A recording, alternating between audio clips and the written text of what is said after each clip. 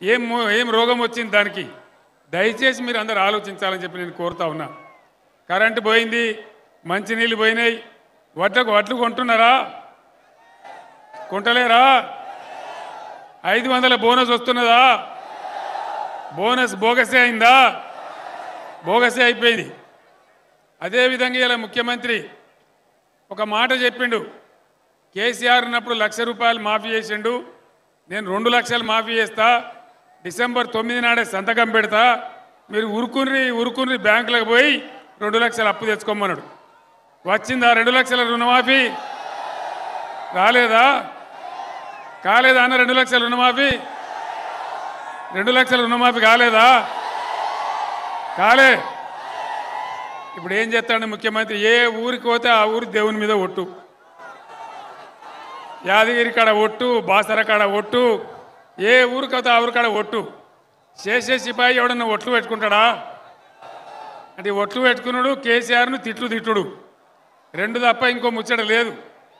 అయితేనేమో దేవుళ్ళ మీద ఒట్లు, లేకపోతే కేసీఆర్ మీద తిట్లు, ఇంతే కదా. 5 నెలల బట్టి ఇదే దుకాణం. ఇక మహిళలకు, ఆడబిడ్డలకు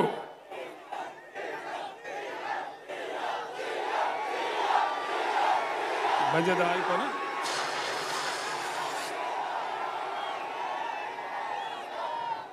అది కాకుండా నా పక్కకు పెద్ద సంఖ్యలో ఇక్కడ ఆడబిడ్డలు ఉన్నారు.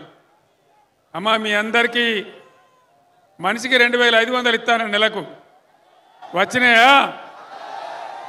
కామారెడ్డిలో వచ్చినాయట కదా, హైదరాబాద్లో చెప్తున్నామా, రాలేదా? 2,500 రాలే. ఇట్లా ఏ మాట కూడా కాంగ్రెస్ పార్టీ 6 గ్యారంటీలు అని చెప్పి ఏ ఒక్క మాట కూడా నిలబెట్టుకోలే. అది నిలబెట్టుకోకపోయారు.